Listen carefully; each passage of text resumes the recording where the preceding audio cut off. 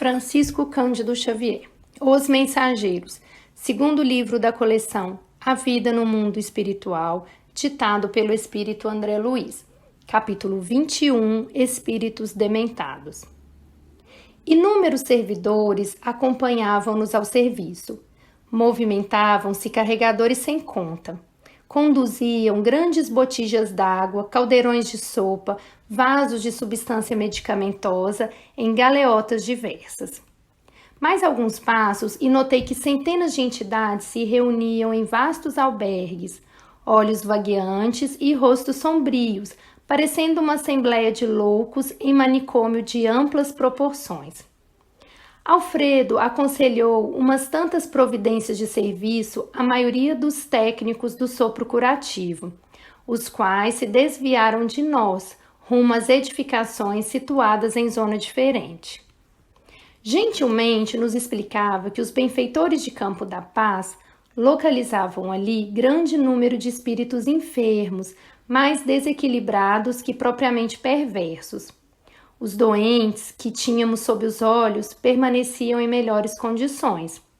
Já se locomoviam e muitos deles já conversavam, apesar do desequilíbrio que lhes assinalava as palavras e pensamentos.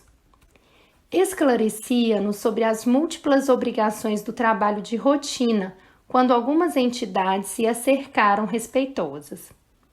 Senhor Alfredo, disse um velho de barbas muito alvas, estou aguardando o resultado da minha petição. Em que ficamos quanto às minhas terras e os escravos? Paguei bom preço ao Carmo Garcia. Sabe o senhor que venho sendo perseguido durante muitos anos e não posso perder mais tempo. Quando volto para casa, creio esteja o senhor ciente da necessidade de eu voltar ao seio dos meus.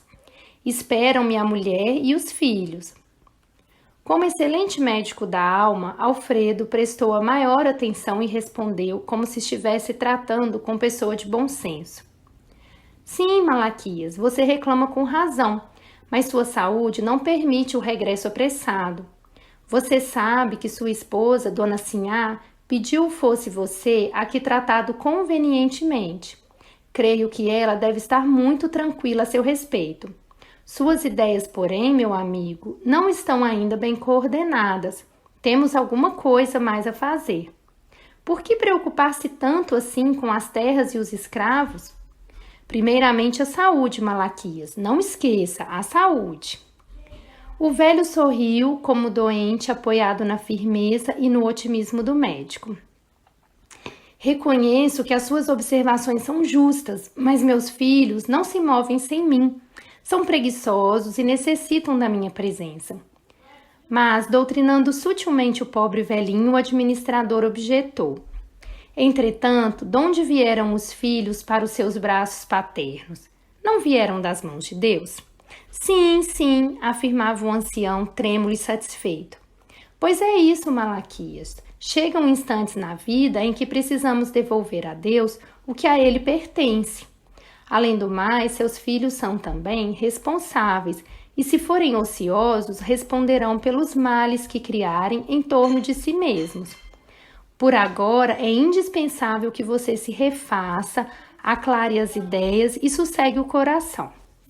O velho sorriu confortado, mas antes que pudesse falar de novo, um cavalheiro, denotando nobre aprumo, adiantou-se exclamando: E a solução do meu processo, senhor Alfredo? Sinto-me prejudicado pelos parentes de má fé. Minha parte na herança dos avós é cobiçada pelos primos. Segundo já lhe fiz ver, meu quinhão é superior aos demais. Soube, todavia, que o Visconde de Cairu interpôs toda a sua influência contra mim. Ninguém ignora tratar-se de um grande velhaco. Que não poderá ele fazer com as artimanhas políticas? Está mal informada a meu respeito. O senhor enviou o meu pedido ao imperador? Já expedi a mensagem, esclareceu Alfredo com carinho fraternal. O imperador certamente levará em conta a solicitação. Entretanto, a demora é muito grande, falou o cavalheiro impaciente, como se estivesse diante de um subordinado vulgar. Mas, meu caro Aristarco, respondeu o administrador muito calmo, Acredito que você está sendo experimentado para conhecer a grandeza da herança divina. Que valem os patrimônios terrestres ante os patrimônios imperecíveis? Não pense no que tem perdido, medite nos bens sublimes que poderá alcançar diante da vida eterna. Esqueça os primos ambiciosos e o visconde que não o compreendeu. Terão eles de deixar quanto possuem no campo transitório, a fim de prestarem contas à divindade. Nunca pensou nisto? Aristarco pareceu perder por momentos a inquietação. Sorriu francamente e respondeu: é verdade, os tratantes morrerão. Uma senhora, mostrando-se aflita, pôs-se à nossa frente e interpelou altiva: Senhor Alfredo, peço-lhe não me retenha aqui. Meu marido é nosso próprio adversário. Prometeu perseguir as filhas tão logo me ausentasse de casa. Aqui permanecendo, estou certa de que ele nos dissipará os bens, desmoralizar-nos-á o nome. Por favor, autorize o meu regresso. O coração me diz que as filhinhas estão desesperadas. Convenço-me cada vez mais de que minha moléstia teve origem nesse estado de coisas.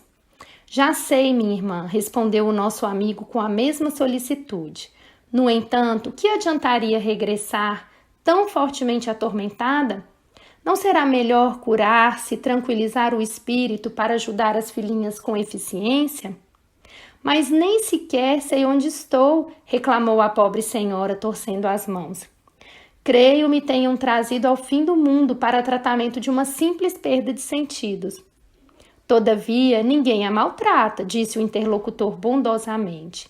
E seu caso não é tão simples como parece. Tenha calma, os laços consanguíneos são edificantes, mas acima deles vibra a família universal. Há criaturas suportando fardos muito mais pesados que o seu. Aprenda, quanto esteja em suas possibilidades, a desfazer-se de aquisições passageiras para ganhar os eternos bens. A infeliz não sorriu como os outros. Fechando-se em sombria catadura, afastou-se pesadamente, olhos fulgurantes de cólera, como se a mente estivesse cravada muito longe, incapaz de qualquer compreensão. Adiantaram-se outros enfermos, mas o administrador falou em voz alta. Não posso atender a todos no momento.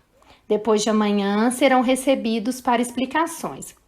E voltando-se para nós, esclareceu a sorrir.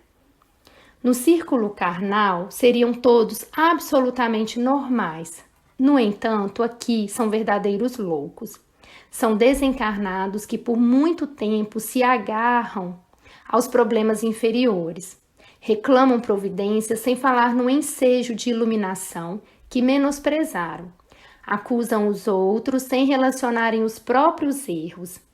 Procurei ouvi-los para lhes dar uma ideia do nosso trabalho, no setor dos que se desequilibram mentalmente por excesso de centralização em propósitos inferiores.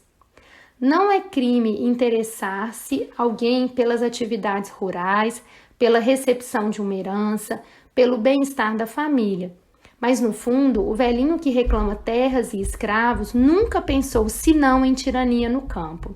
O cavalheiro que aguarda a herança deseja lesar os primos, e a senhora que se revelou tão interessada pelo ambiente doméstico desencarnou quando pretendia envenenar o marido às ocultas. Conheço-lhes os processos um a um. Acordaram de longo sono na inconsciência e julgam-se ainda encarnados, supondo igualmente que podem dissimular as pretensões criminosas. Eu estava assombrado. Expressando minha profunda admiração, perguntei: esses doentes demoram-se aqui? Como alcançaram o posto? Gentil como sempre, Alfredo respondeu: foram recolhidos em pior estado, já estiveram em pesado sono durante muito tempo e vão readquirindo a memória gradativamente, até que possam ser encaminhados aos institutos magnéticos de Campo da Paz, a fim de receberem maiores auxílios e necessários esclarecimentos.